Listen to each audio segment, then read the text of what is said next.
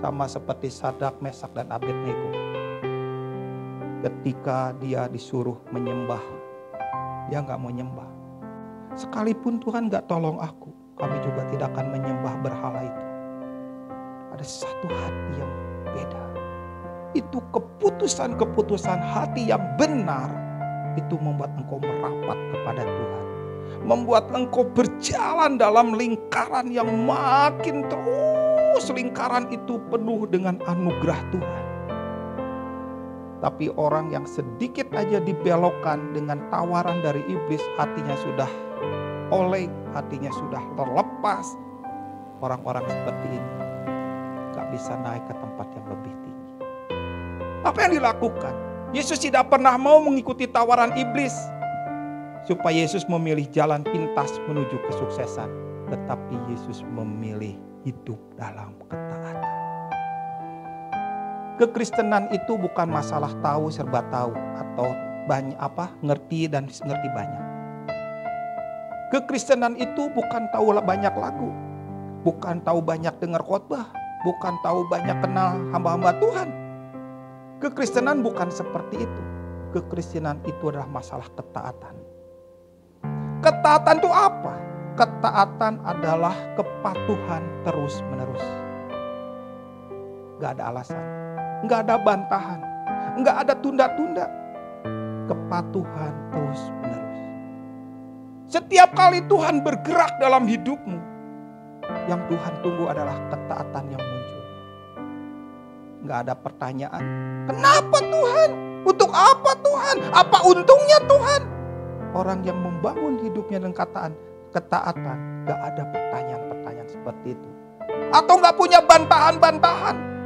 Gak punya alasan juga. Yang ada, yes Lord, I'm ready. Ya Tuhan, aku siap. Ya Tuhan, ini aku mau. Aku melangkah bersama Tuhan. Gak ada yang membuat hatinya dibuat melenceng. Tapi hatinya terus tertuju kepada Tuhan. Saya lihat ya, orang-orang yang hidupnya tiap langkahku diatur oleh Tuhan. Dalam ketaatan, dalam kepatuhan, terus menerus dalam pengabdian kepada Tuhan. Yang menjadi roti yang dipecah-pecahkan untuk banyak orang. Hidupnya makin hari, makin kuat menuju Allah di Sion. Hidupnya makin hari makin lembut. Makin hari makin dalam. Makin hari makin kenal Tuhan. Tuhan berkata, aku suka sama orang ini. Kalau Tuhan yang berkata aku suka dengan orang ini, gak ada kemewahan apapun di muka bumi yang bisa menggantikan kalimat itu. Kalimat aku suka dengan orang ini, aku berkenan dengan orang ini. Maka lihat, apapun silau.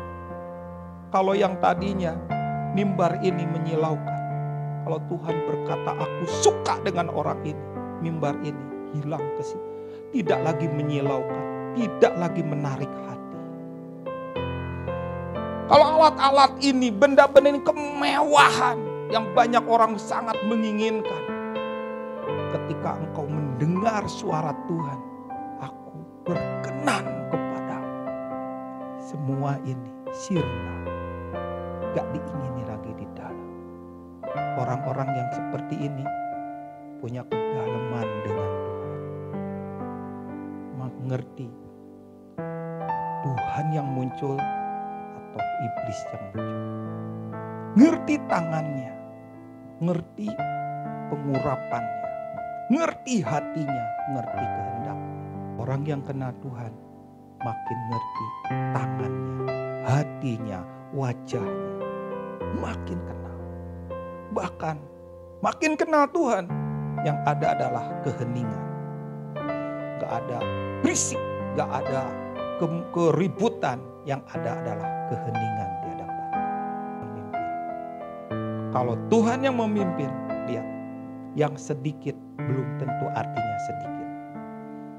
Kalau tidak ada Tuhan, banyak bukan berarti banyak. Kalau sangat minim, kalau itu ada Tuhan, maka si minim itu artinya besar. Artinya berpengaruh besar. Tapi kalau besar gak ada Tuhan, gak ada artinya.